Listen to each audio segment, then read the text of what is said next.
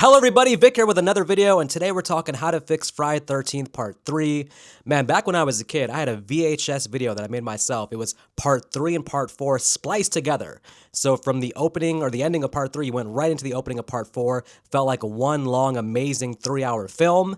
And thus, since then, gotten DVDs, Blu-rays, 4K, well, not 4K Blu-rays, but seen Friday 13th Part 3 in all different types of variations, including a TV version, which wasn't very good, but I have a strong nostalgic bias towards this movie. But in recent years, it's fallen down on my list. It used to be very high. I don't know if it was a nostalgia or if I just had that childhood connection, but in recent years on rewatches, Part 3 has gone down on my list. But as for now, it's not too high on my list. Now, of course, this movie has good things, bad things, middle of the ground things. Before we get in the video, if you like the video, please hit the thumbs up, the like button, subscribe if you have not. In the comments, let me know how you would fix Friday 13th Part 3. All right, let's get in this video. Of course, Friday 13th, 1980 made great money. Friday 13th Part 2, 1981. Pretty solid money, not as much as the original, but enough to continue the franchise. And here we are in 1982 with the seminal key Part 3. Why key? Because this is the movie where Jason gets his mask. What would Jason be without the iconic hockey mask? I mean, if you just went through the franchise with Sackhead Jason, you probably make it to sequel number 4, sequel number 5, but I don't think it penetrates into pop culture in the 80s the way it did. That hockey mask is everything in the franchise. So thank goodness for Shelley for bringing the damn hockey mask to Higgins Haven here in Part 3. All right, let's slow down. Let's go back though. So they made the movie, and they had the brilliant idea to make the movie in 3D. That's right. This is Friday 13th Part 3D. Famously, there's terrible effects all abound here. You know, I get what they were thinking back then. You had Jaws 3D. Now let's up the standard. But maybe the technology wasn't quite there to make this an enjoyable experience. Then again, I didn't see it back in theaters in 1982. So maybe back then it was an amazing good time in the theater seeing it in 3D. But at home watching it, not too pleasant. All right, what else do we have here? Well, let's start with actually the things that I like about the film, and then we'll get into how to fix it. But I love the disco credit opening. That disco music is great. Gym music. I'm on the treadmill, needing that last bit of motivation, that last bit of adrenaline to get me through the workout. I'm turning on Friday 13th Part 3's disco track that plays over the opening credits.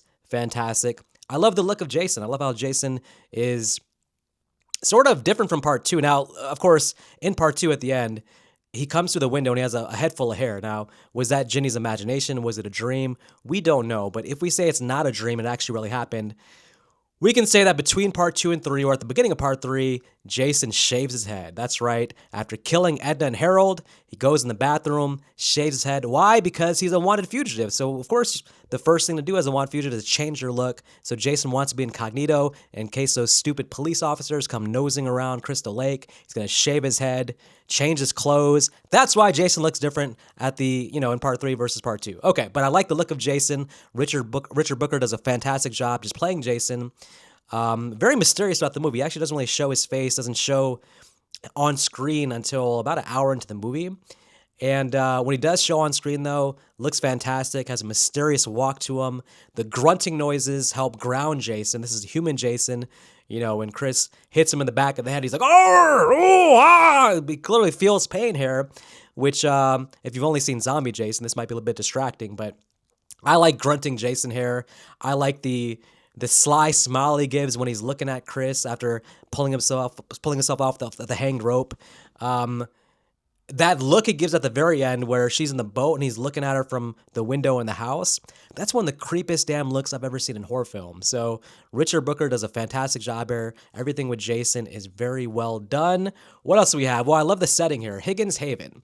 Higgins Haven, which is, I guess, some private area owned by Chris Hagen's family, somewhere near Crystal Lake. Now, it is kind of, we're stretching into the idea of Crystal Lake is not just a lake and a camp. It's some huge area with other places close nearby that Jason can freely travel into and out of with no issue. So we'll talk about that a little bit later. That does create some kind of issues here, but all right.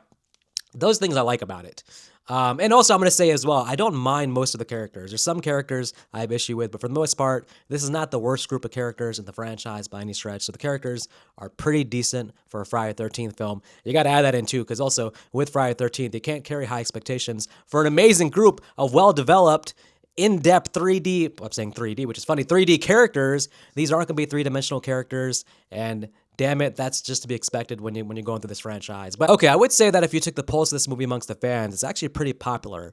It's usually not in the top 3 for most fans, but it's in a lot of top 5s for a lot of people when ranking the franchise. So it's a pretty popular film. It's not too polarizing. It is what it is. So let's get into my list of things I would do to make it a little bit better. Overall, I do enjoy the movie. Not as much as I used to, but still, it's a pretty fun time. Okay, number 1, first thing, it would have been nice to haven't gotten an update on Ginny, because Ginny was such a good main character in part 2, and we're just a day or two later, well, I guess a day later from the events of part 2. It'd be nice to show Ginny in the hospital. They do have one scene where, in part 4, where you're seeing somebody in the hospital, I guess maybe potentially suffering from the events of part 2 and 3, but we really don't see who that is or what's going on with that. But an update on Ginny would have been nice, but I understand that they're moving on from Ginny, so you really can't show her on screen. And back then in the 80s, it wasn't like the online world right now. With this franchise, Paramount wasn't giving a damn about continuity. They didn't care about giving you updates on characters. But, I mean, bring Ginny back, pull Alice, bring her back and kill her off in the opening scene like you did Alice in part 2. Even that would have been nice, but there's no reason for Ginny to still be at the lake, so it really doesn't make sense. But any update on Ginny, maybe say her and Ginny, or her and Paul have gotten eloped in Vegas and all lived happily ever after. Maybe Paul's actually alive. We don't know, but an update on Ginny would be nice, but I can't really put that in the film because I can't actually think of a logical way to put that in the movie, so forget that. Okay. Jason's motivation in Friday the 13th Part 3. So, as explained, most of this movie takes place in a barn. Most of it takes place at Higgins Haven. Where is Higgins Haven? Somewhere near Crystal Lake. But you have a clear lore established in the franchise from Part 1 and 2. Part 1, obviously, is Mrs. Voorhees getting revenge for blaming the camp counselors for what happened to Jason. Part 2 is a little bit of Jason getting revenge for Alice killing his mom. And then also there's an element of Jason being territorial about Crystal Lake. New camp counselors come. He has to kill them all, protect his lake. He's territorial. Part 3, introducing Higgins Haven and having Jason roam there and kill other people. We are starting to float into what is Jason's motivation here? What's the purpose? Is Higgins Haven really considered a part of Crystal Lake to a point where he would be territorial? You're losing the focus here, because these are not camp counselors. This is a random group of teens. So you're kind of going away from the gimmick a little bit here of Jason killing camp counselors. So I don't know. I mean, it's kind of like Jason is kind of a mindless, purposeless, motivationless killer here. I mean, the name Jason's never even spoken in the movie, which is an interesting fact about this. So it'd be nice to maybe kind of ground it in some kind of consistent motivation throughout the franchise. But we have to go with the idea, I guess, that Crystal Lake is this huge area with surrounding areas, and all of it is fair game for Jason to claim that as his territory. So if you get anywhere close, if you go to the damn Dunkin' Donuts down the street from Crystal Lake, Jason may feel territorial about it and come kill you at Dunkin' Donuts while you're enjoying your pumpkin spice coffee. That's why I'm just never going near Crystal Lake, period. Just wherever the hell it's at, if it's in New Jersey or wherever the hell it is that they say in other movies, just stay away from the entire vicinity of Crystal Lake, the whole damn town. Just stay away. Okay. You have a fake Crazy Ralph character given the warning. I've warned thee! I have warned thee. I mean, look, I talked about this in my part 2 video, but we just need Crazy Ralph back here. Just rewrite part 2. Crazy Ralph, Jason choked him. Jason got busy, went to chase Muffins, a dog, and left Crazy Ralph alone. Crazy Ralph gasped for air and realized, hey, I'm still alive! I'm not as doomed as I thought! And bring Crazy Ralph back here in part 3, because we need his presence. We need him in the road, just warning this group of teens, don't go to Higgins Haven, you're doomed! We need that here. It'd been nice to see Crazy Ralph, but again, you killed him off in part 2, so I'm splitting hairs, reaching here with this one. All right. Obviously, the most obvious thing I've talked about so far, get rid of the 3D. The 3D is distracting. It's laughably bad. It hasn't aged well. Again, I can't comment on what it was like in the theaters back in 1982, but in terms of home video releases, watching it at your home, it really makes the movie stand out in a bad way. If there's a way to, if they had made a version that didn't have the 3D, film a version for the 3D audience, but then film a version for home video that doesn't have the 3D. Some of these death scenes with the 3D and some of the things that are just like out there to throw the 3D in your face, like the yo-yo thing, and then Rick's death, his eye popping out, it just looks so bad that when you show it to a new person, you have to explain to them, hey, this is going to look so terrible because this is supposed to be in 3D. So that's why it's filmed so weird. So I don't know. I would love to see a version that didn't have the 3D so we can get normal looking deaths, normal looking scenes, 3D not being thrown in our face in distracting ways. I think it does bring the movie down a bit. Okay. Characters wise, I enjoy most of the characters, but I would get rid of the sort of fill in Cheech and Chong style characters that are just there to get high. These two older characters, what are they doing hanging out with these teens? They feel like much, much older characters, maybe in their 40s or 50s, and they're just going with these teens to a random getaway weekend to get high. Like, what are they doing here? It's just never explained, and they don't fit in with the rest of the group in terms of the age range. And I'm just like, I don't know what they're doing here. It'd be different if they were fun, likable characters that we got to know. But by the end, when they die, I'm just almost like, oh, they're still in the movie. Because you kill other key characters and you get to them, and I'm like, wait a minute, they're still in the movie? How did they survive past our other characters? And that's I'm going to talk about also, because that's actually annoying that some of these older characters who have no character development at all, who we don't care about at all, live longer than most of our key characters. I would just get rid of them. I don't think they're needed. It's not like their death scenes are memorable. This Friday 13th 80s thing of just having to have a high body count sometimes results in them throwing in characters who have no business being in the script. They're just not written with any kind of depth at all, even surface level depth. I mean, these characters, all we know about them is that they like to laugh and get high. And that's not enough, damn it. I know that for Friday the 13th, maybe it's enough for a lot of fans, but I would get rid of these characters completely. Okay, the controversial flashback sequence with Chris and Jason. We know that sometime, I guess maybe before the events of part 2, after the events of part 2, I guess in the middle of the events of part 2 or after, Chris Hagen had visited Higgins Haven, probably all through her childhood, went there, her parents' place, had great, fun memories visiting, but had one really bad memory recently where she was attacked by Jason in the woods. Now, in the original writing of the script, I guess there was some thought that maybe this was like a sexual assault or an attack, and they took it out, which is good because nothing about that fits Jason's character, and it's just awkward and has no place really in the Friday the 13th series. But honestly, looking how they did this flashback, I would just take it out completely because it doesn't make any sense to me. Within the flashback, Jason attacks her, and then we're meant to believe that she just passes out and wakes up in, the comfortable bed with her parents saying, hey, we found you there, you were sleeping, and, it's just a bad memory. But what do we know of Jason? How the hell did she get away from Jason? If Jason was right there attacking her and she's alone in the woods, you're telling me Jason was like, oh, well, I'm attacking you, and then, hey, wait a minute, I got some lasagna in the oven back in my shack. I gotta go. I'll get to you later on. Why the hell? Jason would have finished the job there. She'd be dead. So the flashback, the way it's done, even if her parents stumble there, her dad comes in the woods and finds her.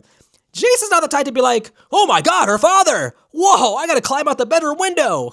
Jason's gonna kill the father too, probably attack him. So I'd give her this whole flashback altogether. I see what they're doing. They're trying to give depth to the character of Chris, trying to give her more final main character, main girl energy. It's just not needed. It's out of place in the Jason film, and timeline-wise, I don't know if it makes sense. And Jason, the flashback, of course, still has the bald head and looks exactly like he does here. I just said maybe at the beginning of this movie, he had shaved his head at Edna and Harold's store. I'd get rid of it, and any hints of any type of sexual assault. It just slows the movie down to a halt and leaves you wondering. It asks more it raises too many questions that don't really have answers. I'm getting rid of that. You don't need Chris to have that to add depth to her because it is what it is. She's our final girl by default. It's Higgins Haven. She's Chris Higgins. She's the final girl. Just go with that. Spend more time trying to develop the relationship between Chris and Rick. And that gets me to the relationship between Chris and Rick. I do not like them as a final guy-girl couple.